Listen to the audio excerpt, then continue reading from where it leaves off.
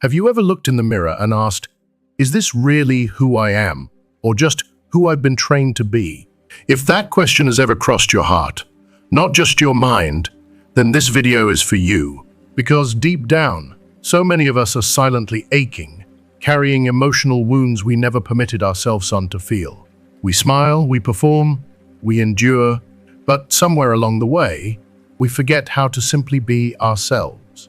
This video is not about motivation. It's about awakening.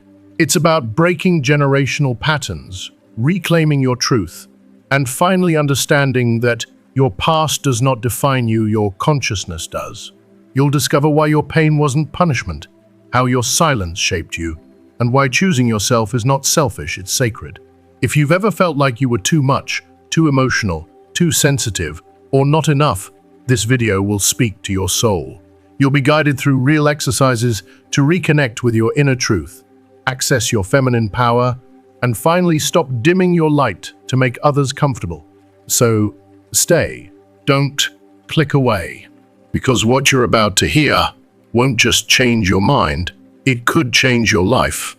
If you haven't subscribed to our channel yet, please click the subscribe button and ring the notification bell to stay updated on all our latest content. Carl Jung once said, "The privilege of a lifetime is to become who you truly are."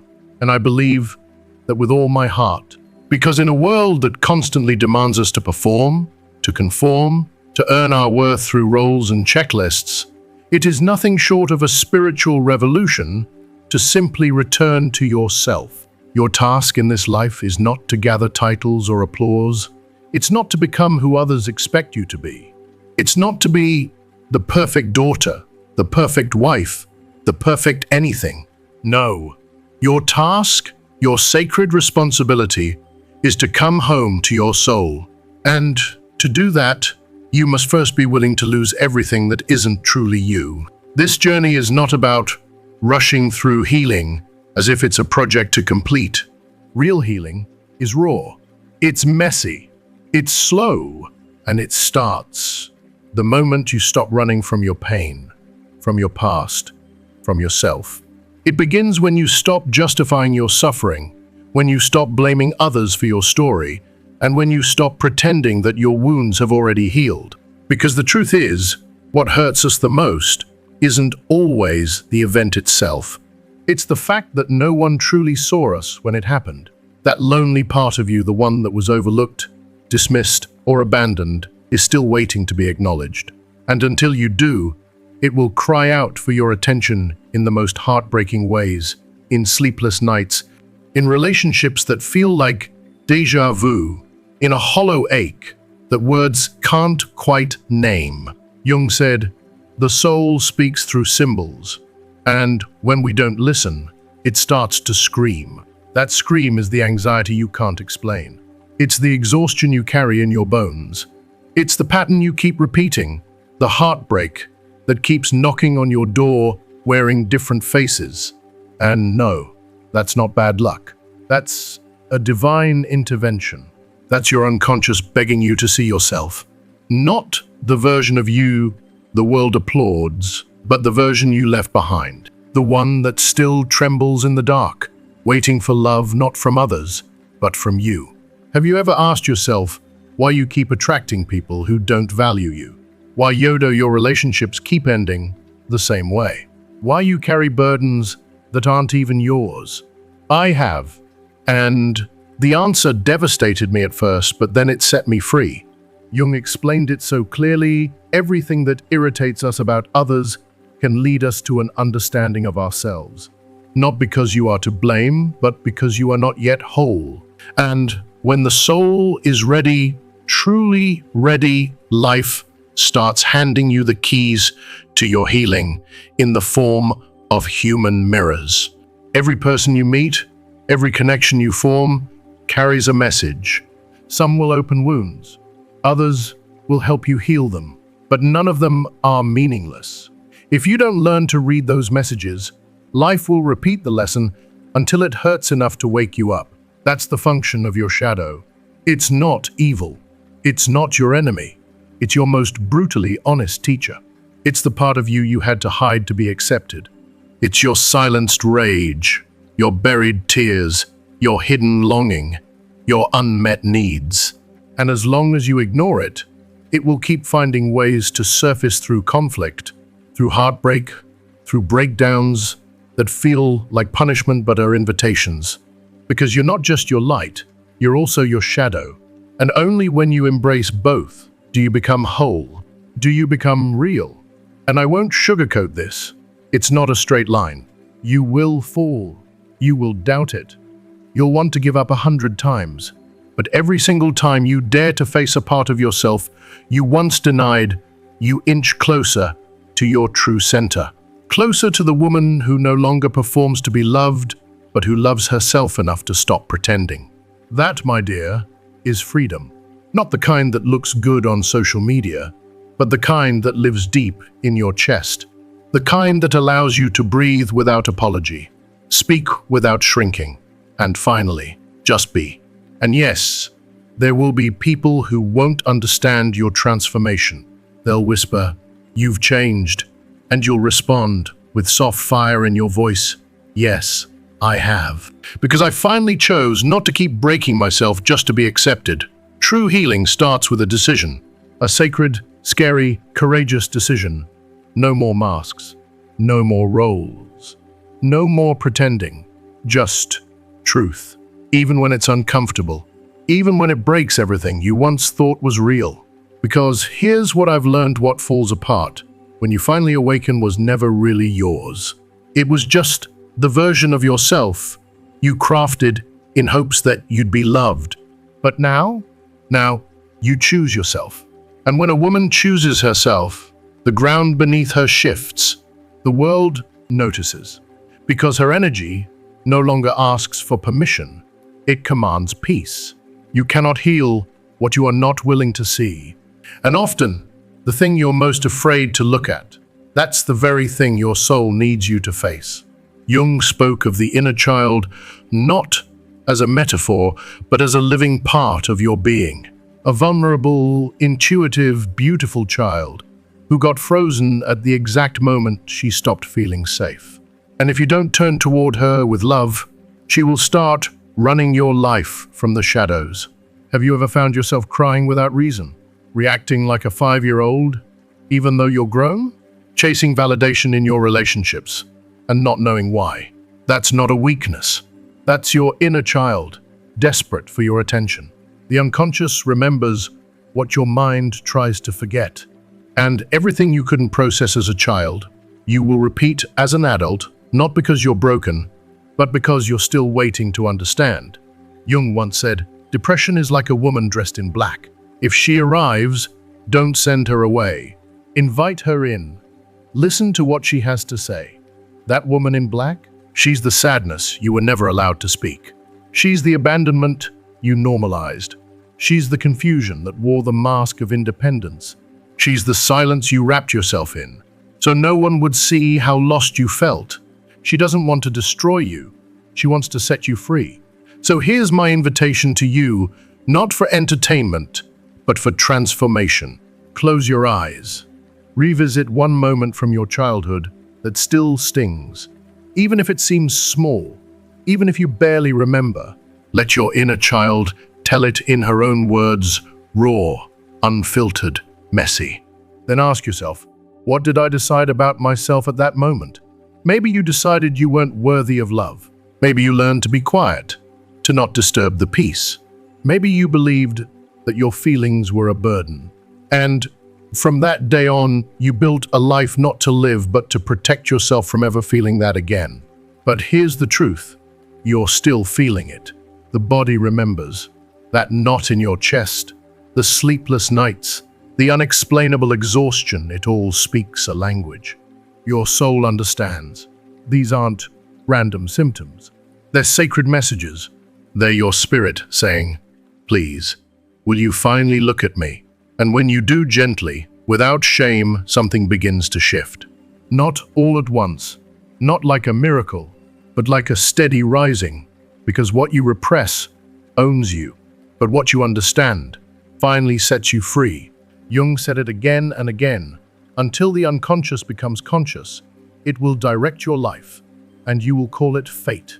That fate you keep repeating, that this always happens to me story. It's not misfortune, it's your turning point. It's a message from your soul saying, let's stop surviving, let's begin living. The next time you feel that ache in your chest, that storm rising behind your eyes, that unbearable emotional pain you can't quite name, don't run. I know it's tempting. I know it's easier to numb it with distractions, to busy yourself, to pretend it's not there. But don't. Stop. Breathe. Close your eyes and ask that pain gently and bravely, what do you want to show me? Where do you come from? What part of me are you trying so hard to protect? You might be surprised by the answer. You might discover that your sadness isn't your enemy. It's your heart, simply asking for rest. That your anger isn't shameful. It's your soul demanding boundaries where there have been none. That your fear isn't weakness. It's the frightened child within you, just wanting to feel safe enough to come home. Because behind every emotion we reject, there's a need that was once overlooked, misunderstood, and dismissed. A need that still aches to be met. And the moment you see it, not analyze it, not fix it, but truly see it, the wound begins to close. Not because the past has changed, but because you have. If you are still watching this video and find these lessons helpful, please comment number 1 below to let me know that you are still watching this video with me. But here's the hard truth. You cannot heal if you continue to project your shadow onto everyone else. It's difficult to accept, I know. It's easier to blame. It's easier to say, they hurt me, they abandoned me, or life is unfair. And maybe those things are true. But when you hand over your pain, you also hand over your power. And what you don't take responsibility for will continue to control you from the shadows. Jung once said that the shadow isn't just hidden in our repressed emotions. It also lives in the things we criticize, judge, or resent in others. That truth pierced me when I first heard it, because it made me look at my judgments, not as truths, but as mirrors. And that's hard, but it's also liberating. So ask yourself honestly, does someone's coldness bother you? Maybe it's because you've never allowed yourself the safety of emotional distance. Does someone's arrogance irritate you? Maybe it's because you've silenced your boldness, fearing rejection. Does it make you uncomfortable to see someone living with freedom? Maybe you're still waiting for permission to do the same. This isn't about excusing bad behavior. It's not about justifying what others did to you. It's about finally looking inward with honesty. Because every relationship, yes, even the painful ones, especially the painful ones, is a mirror, a message, a symbol. And if you stop reacting long enough to observe, you'll see the truth in all its brutal grace. Every person who's crossed your path was showing you a part of yourself you were not yet ready to see. This isn't punishment. It's awakening. Even the ones who hurt you, especially them, stirred something sacred in you. They touched a wound that already existed, one you didn't even know was still bleeding. And now, standing at the crossroads, you have two choices: keep running from it or turn toward it with love. That, my friend, is spiritual maturity. That is deep healing. That is emotional courage. Jung spoke of the hero archetype not as a flawless being, but as the force within that rises when you stop numbing, stop running, and start feeling. And yes, that hero lives in you. She's wounded, weary, maybe even on her knees right now, but she's not finished. She is the woman who chooses to rise. The one who looks at the rubble of her life and says, I will build something beautiful from this. The journey doesn't start with strength. It starts with breaking. It starts with that sacred whisper, I can't do this anymore, and then slowly transforms into I'm ready to begin. That moment, that quiet turning point, can be right now. Because every time you choose awareness over avoidance, something inside you stirs. The mask starts to slip. The woman who is shaped by obligation begins to fall away. And the real you, imperfect, powerful, radiant in her brokenness, start to emerge. But the ego doesn't let go easily. It fights. It clings to titles, roles, man, SKS. It wants to be in control, to look good, to be accepted. It wants you to stay quiet, small, and agreeable. But your soul is aching for truth. It craves depth, authenticity, and coherence. And that's why everything you've built may suddenly feel like it's collapsing. It's not destruction. It's not failure. It's a sacred reset. Because you're not breaking, you're shedding. Jung said it best, in chaos, there is the beginning of all things. So if your life feels like chaos right now, you're not falling apart. You're being reborn. This is the part of the path where most people give up because it's dark, because it's messy, because it hurts. But you're not like most people. You're here because something deep inside you said, enough. And even though your hands shake, even though you don't know what's next, that part of you is ready. So here's a simple yet powerful exercise. Think about the one situation that broke you this year, the one that still doesn't make sense. Now ask yourself, what did it make me see? What part of me did it awaken? What strength did it reveal? If you don't have all the answers yet, that's okay. Healing isn't about having clarity, it's about having presence. Because when you begin to look at your life with eyes wide open, your awareness expands. And once that happens, there's no going back. You cannot become who you are while clinging to who you are not. This is the essence of what Jung called individuation, a sacred journey inward. Not toward perfection, not toward performance, but toward wholeness, toward the forgotten center, toward the place inside you that remembers who you were before the world told you who to be. But here's the paradox. No one finds themselves without first getting lost. No one wakes up without first falling asleep to their truth. We live in a culture obsessed with doing, achieving, and performing. And here you are, going through the motions, holding it all together, while a voice inside you keeps whispering, "Is this it? Is this who I came here to be?" That voice is not your weakness. That voice is yourself calling you back home. Jung described the ego as a small island surrounded by an ocean it can't comprehend. That ocean is your soul, wild, symbolic, mysterious, divine. If you don't dare to dive into it, you will continue to live on the surface, repeating the same days, the same mistakes, and the same pain. Because the truth is, many of us are just playing roles: the perfect daughter, the selfless mother, the dependable partner, the overachieving professional. But let me ask you something real, something raw. When was the last time you were you? When was the last time you did something simply because it brought you joy? Not because it was expected of you, not because it served a purpose, not because someone else needed it, but just because your soul whispered, "This feels good." We live in a world that celebrates productivity over presence and obligation over authenticity. And slowly, without even realizing it, we forget how to choose ourselves. We forget what our joy feels like. We forget what it's like to move through a day without the heavy weight of duty, approval seeking, and the constant fear of letting someone down. But here's the truth.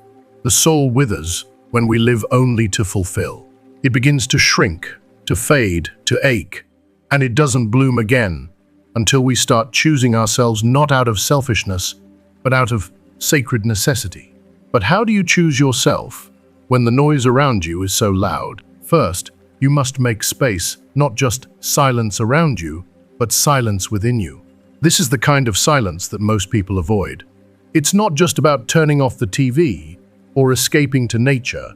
It's about facing the voices in your head, the voice that criticizes, the one that compares, the one that whispers, "You're still not enough."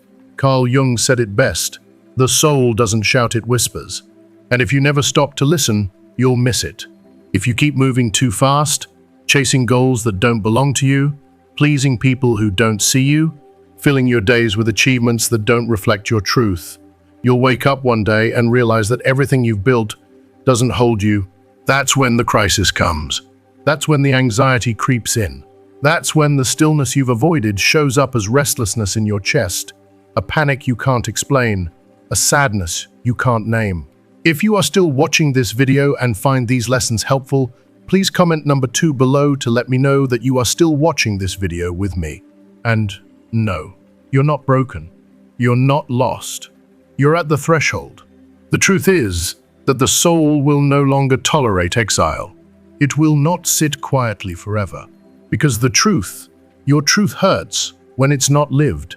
Jung once said that the privilege of a lifetime is to become who you truly are. But becoming yourself comes at a cost. You have to take off the mask. You have to bury the versions of yourself that once kept you safe, but now keep you small. You have to face your shadow, your truth, your aching parts. And above all, you have to stop seeking outside of you what has always been within. The world won't hand you permission. You have to give it to yourself. So pause right now. Close your eyes and ask yourself with brutal, soul-deep honesty, what part of me is tired of pretending? What part of my life no longer reflects who I am? Where am I betraying my heart for the sake of stability? If the answer stings, don't run. That sting is sacred. It means you're brushing up against something true. And yes, the truth can shake you, but it also sets you free. Because the moment you dare to see what you've been avoiding, life stops being a maze of confusion and becomes a path of clarity. The soul doesn't shout, it whispers. And it whispers through symbols, through patterns, through coincidences that aren't coincidences. Jung knew this well. He taught that the unconscious doesn't speak in words. It speaks in dreams, in sensations, in images, in chance encounters that feel like divine timing, in moments that make your heart stop because something in you just knows. He called it synchronicity. And if you think back, you'll realize you've experienced it more times than you can count. That person who appeared just when you needed support. That phrase you overheard that struck you like lightning. That book you stumbled upon that gave you the exact message your soul was craving. These aren't coincidences. They're answers. They're signs from the deeper part of you that's always been awake, always watching. Your unconscious doesn't sleep. It doesn't wait. It speaks through the body, through your fatigue, your migraines, your racing heart at midnight. It speaks through the ache in your chest that has no cause, through the tears that fall when nothing should be wrong. Jung said that symptoms are the soul's last-ditch attempt to be heard, and when you ignore them, they grow louder. Not because your soul wants you to suffer, but because it wants you to wake up. Have you ever had a dream that haunted you? Strange places, repeating symbols, people from the past? That's not randomness. That's your soul speaking in the only language it knows, the symbolic. Every image in your dreams holds emotional weight. Every scenario is a piece of your truth trying to surface.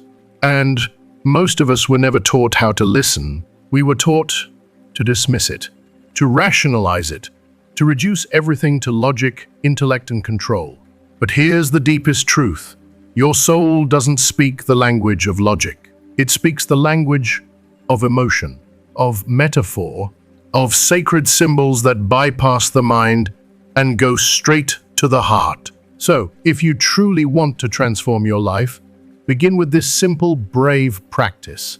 Start listening to what you've been ignoring. Record your dreams. Write them down. The moment you wake, don't judge, don't overthink. Let them speak. Let them breathe. Ask yourself, what part of me is showing up in this dream?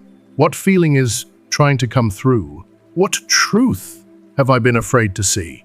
Sometimes, water in a dream is an emotion you haven't released. A door may be a possibility you're too afraid to walk through. An ex-lover isn't about them. It's about the version of you that existed in that love. Death doesn't mean the end, it means transformation. a yearning to be reborn. But don't search for shallow answers. Your soul is unique. Your symbols are personal. There are no universal shortcuts, only your language, waiting to be understood. And yes, reading your soul's language takes courage. Because sometimes, what your soul shows, you will break your story. It will confront the character you've been playing. It will whisper, "You are not who you thought you were." But that moment, that terrifying, liberating moment, that's where real freedom begins. Not when you finally get the answers, but when you finally stop searching outside of yourself to find them. Even your body, especially your body, is a messenger. And if your soul's whispers go unheard, your body will start to shout. In tension, in tightness, in chronic pain. Not to punish you, but to wake you up. Not to blame you, but to free you. Do this simple, yet sacred exercise. Take a deep breath, then think of a part of your body that's been bothering you.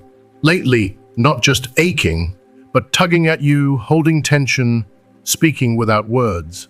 Maybe it's your shoulders, your back, your chest, your throat. Now gently close your eyes and ask that part of you, what are you carrying? What have you been holding back from me all this time? What pain am I refusing to feel? It may sound simple, even strange, but this is an act of reconnection, of honoring, of deep inner humility.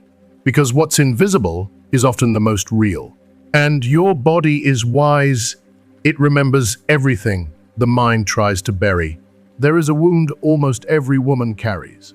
A wound that isn't always born from one traumatic event, but from a lifetime of tiny betrayals of self-abandonment. A deep, inherited wound passed silently from one generation to the next.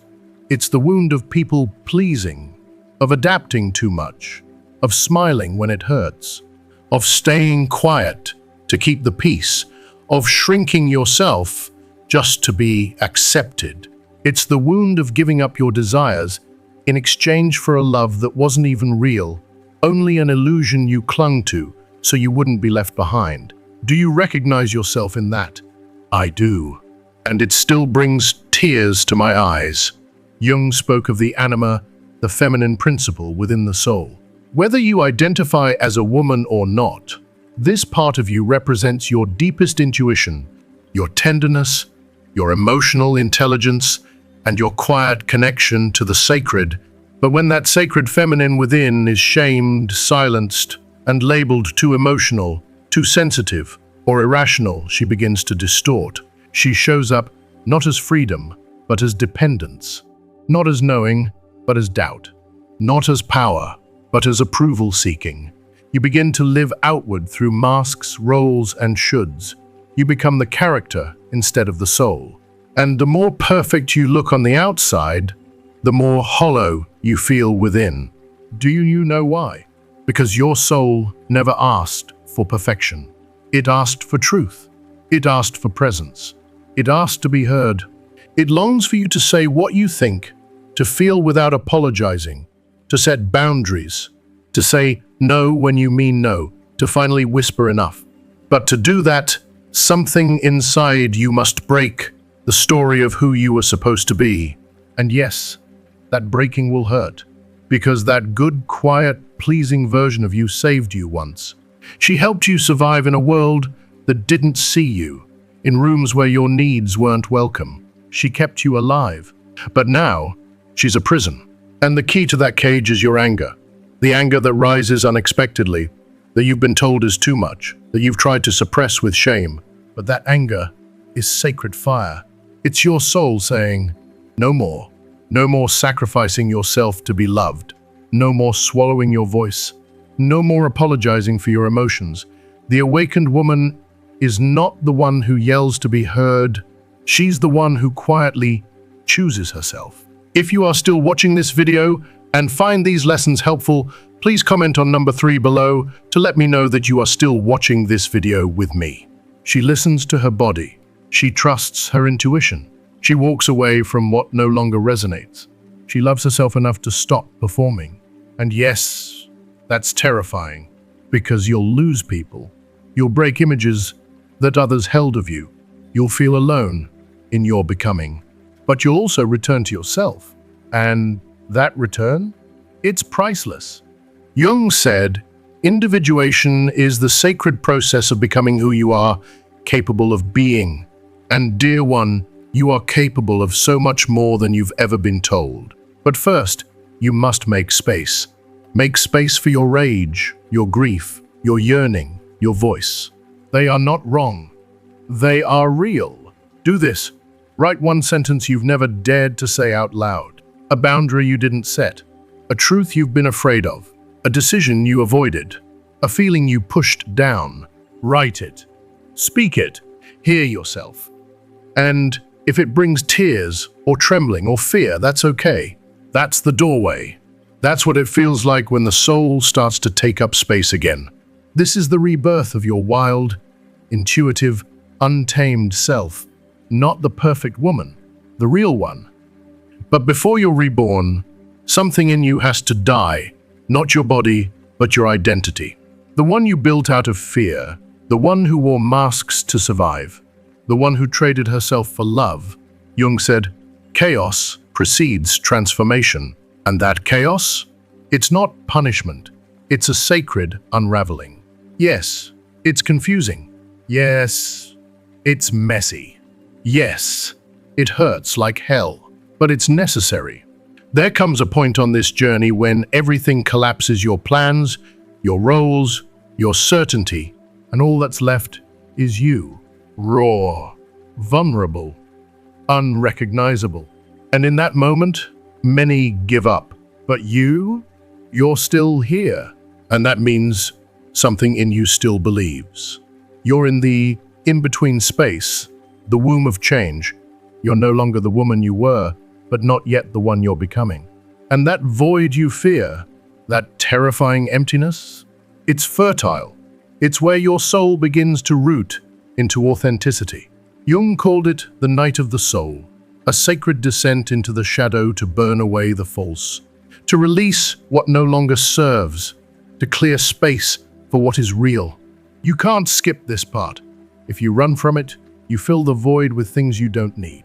If you don't grieve your old self, you stay trapped in her story. This is your call to let go, to surrender, to allow the version of you that was born from fear to finally rest. And yes, it will feel like a funeral. You'll cry, you'll feel lost, you'll mourn not just people or places, but dreams you built just to feel worthy. You'll miss even the illusion of safety. But the truth is, the new cannot enter if the old is still clinging. So do this now, with reverence. Write a goodbye letter to the woman you were, not to judge her, not to shame her, but to thank her. She protected you. She endured. She kept you alive in a world that didn't always deserve your light. But now, it's time for her to rest, because you're ready for something more. Even if you don't know what that is, yet your soul does. And that is enough. Jung said the soul has a natural pull toward wholeness. So even if you don't see the path ahead clearly, trust that you've already taken the first step. You're not losing yourself, you're returning. Even if it's painful, even if you tremble, keep going. Feel, let go. You're not breaking, you're becoming. And in this sacred stillness, this silence that feels like nothing, you are being replanted. Because awakening isn't an explosion. It's not loud. It doesn't happen all at once. It's a whisper, a soft invitation, a quiet remembrance of who you've always been. It doesn't always come with fireworks. Sometimes, awakening tiptoes in quietly, in the stillness of an ordinary afternoon, in a gentle breath, where you finally stop running from yourself. Not because someone told you to pause, but because your soul begged for it. Because your heart whispered, enough. After the chaos comes the echo. And in that sacred echo where all the noise begins to settle, something new begins to form. Not a polished, upgraded version of your old self, but something simpler, softer, more real, more you. You no longer feel the need to prove anything. You don't need to explain yourself, to shrink, or to convince anyone of your worth, because for the first time, you feel at home in your presence. Not in your title, not in your role, not in how others see you, but in the quiet truth of who you are. If you are still watching this video and find these lessons helpful, please comment on number 4 below to let me know that you are still watching this video with me. Carl Jung called this moment the encounter with the self, not your ego, not your performance, not the character you've been playing for years, but your essence, the wise, grounded, intuitive part of you that has always been there, waiting patiently beneath all the noise, chaos, and expectations. And when you finally return to that center, something sacred aligns, not on the outside, but within. There's a deep knowing that rises from your bones, a calm that says, I don't need to chase, to force, to be seen. I already am. You know who you are not, and that knowledge liberates you. Because there's nothing more powerful than a woman who no longer wants to pretend, a woman who no longer needs to fit in, who no longer apologizes for being too soft, too strong, too much. A woman who refuses to negotiate her truth for anyone's comfort. And here's the beautiful, painful truth. That kind of woman isn't born in comfort. She's born from the wound, from the chaos, from the collapse, from the moments when everything she thought made her lovable disappears, and all she has left is herself. And in those moments, she finds something unimaginable, that what she thought was broken in her is actually where her light now shines through. Not a bright, blinding spotlight of performance, but a soft, warm glow of self-acceptance. Her cracks, they don't diminish her, they restore her. They make her real. They make her whole. Where you were once broken, you now shimmer with a light that no achievement could ever replicate. A light that says, I know myself. I hear myself. I honor myself. Jung once said that most people spend their lives trying to become what others expect of them, and in doing so, they commit the deepest form of self-betrayal. But you're not there anymore. You've crossed a threshold. Yes, you still feel fear. That's human. That's honest. But something in you has awakened, and that part of you will not go back to sleep. Do this now, something small, something tender. Place one hand on your chest and the other on your belly. Close your eyes, breathe, and say to yourself, not from your mind, but from your body, I'm here. It's me. I'm with myself. It might sound simple, but if you say it and truly mean it, it will move something in you. Because that presence, the one you've been seeking in everyone else, was always within, and now you finally remember that. This isn't about going back to who you were. It's about becoming the woman you were always meant to be. Not built from demand, not shaped by others' needs, but born from integration. The union of your shadow and your light, your rage and your tenderness, your chaos and your calm. Because now you see, those parts don't need to be at war. They can coexist. They can dance. They can heal. Jung said that enlightenment doesn't come from imagining figures of light, but from making the darkness conscious. And you've done that. You've stood in the fire. You've faced what hurt. You've walked through the storm. Now it's time to live with intention, with awareness. But what does that mean? It means you no longer act out of habit, love out of lack, or make choices based on fear. It means every step you take is yours, chosen, felt, embodied. It means you finally know the difference between what fills you and what merely distracts you, between what nourishes your soul and what drains your spirit. And that changes everything. The awakened woman doesn't need a perfect life. She needs a real one. A life with soft mornings, sacred silences, relationships that don't hurt, routines that don't deplete. A world that reflects her truth, not erases it. It's not about doing more. It's about feeling more. It's about being present. looking at the sky and letting yourself breathe, not thinking about the next task, saying what you mean and listening to your voice, making love and being there, eating and giving thanks, crying without apology, laughing without fear of being too loud. That's living. Everything else? That's just surviving. And love, you've survived enough. Now, it's time to inhabit yourself. But be mindful. The ego won't go quietly.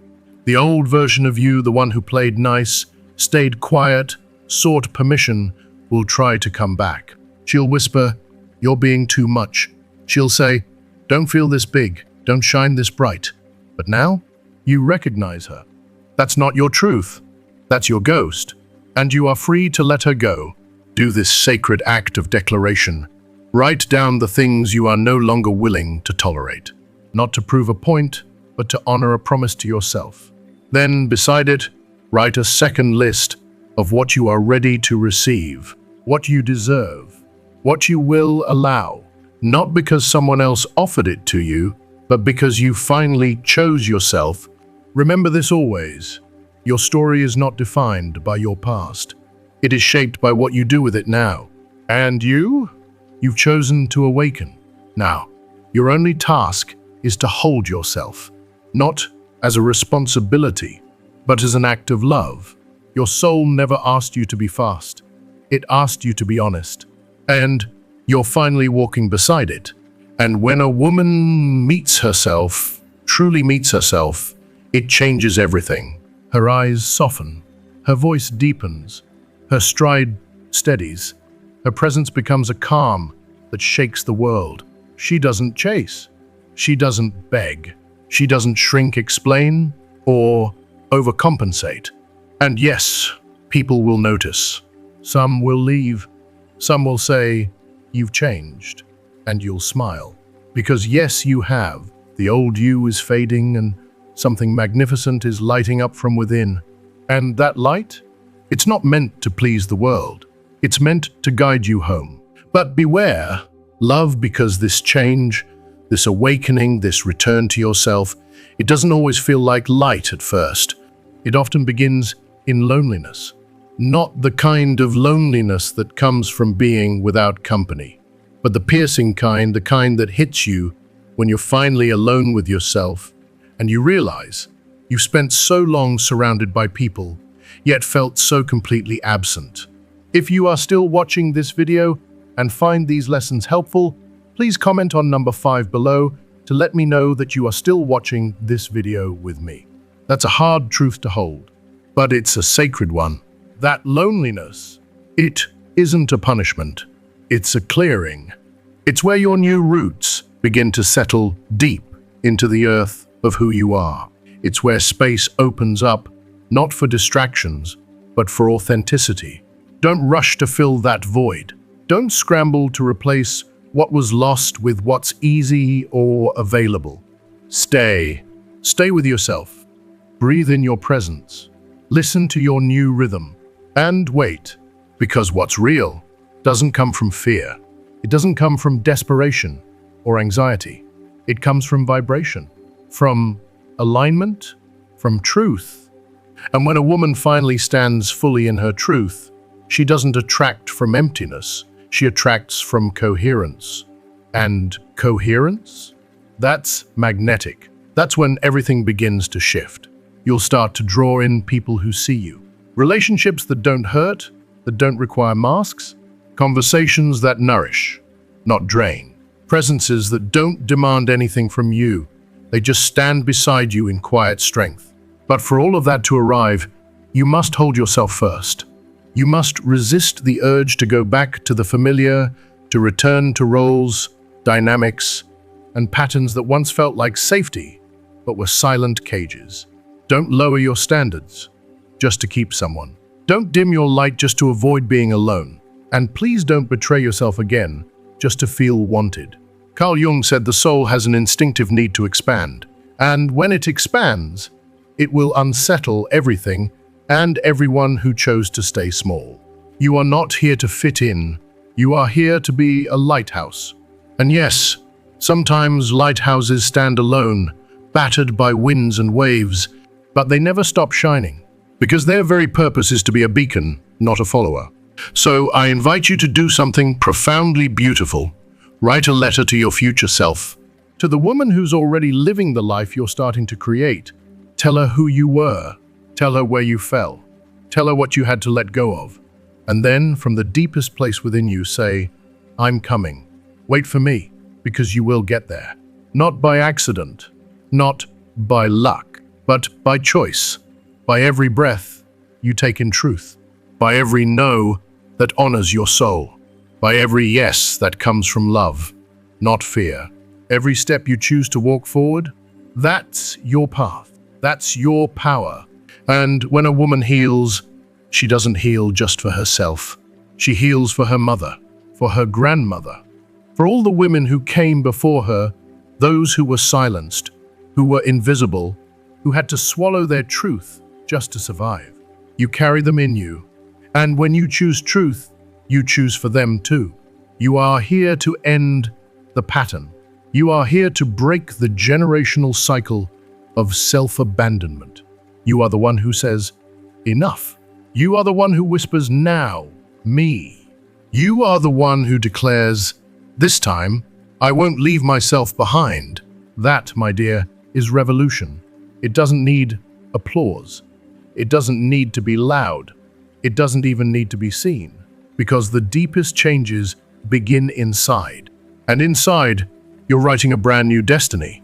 When you choose to stop apologizing for your truth, when you decide to inhabit your body without shame, when you say no without giving reasons, when you choose from your soul, not from duty, you don't just liberate yourself.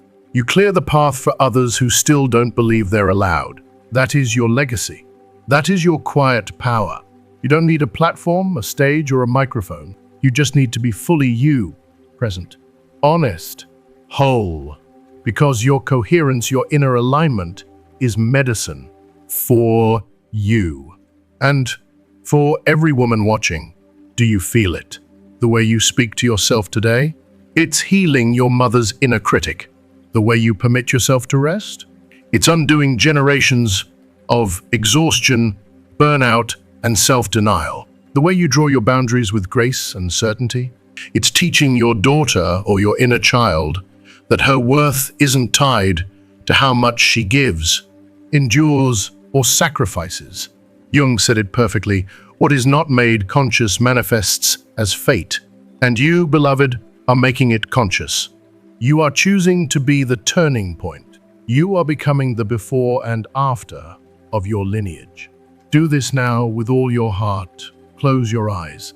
Picture the women who came before you, your mother, your grandmother, your great-grandmother. See their tired hands, their quiet strength, their sacrifices, their silent hopes, and whisper to them from the depths of your being, thank you for getting me this far. Now it's my turn. And this time, I'll do it differently. If you've made it this far, I want to thank you from the depths of my heart. This wasn't just a video, it was a journey, a sacred, soul-deep unraveling. Now, I want to hear from you. What did you learn today that touched your soul the most? Was there a moment, a truth, a phrase that cracked something open inside of you? Please take a moment and comment below one thing you've learned in this video that you're ready to carry into your life from this day forward. Whether it's choosing yourself more often, sitting with your pain instead of running, honoring your boundaries, or finally listening to that whisper within you, are not alone. If you found these messages helpful, healing, or awakening in any way, please leave your comment below, and don't forget to like, share, and subscribe to our channel. Your voice matters, your healing matters, and your story, it's not over. This is your becoming.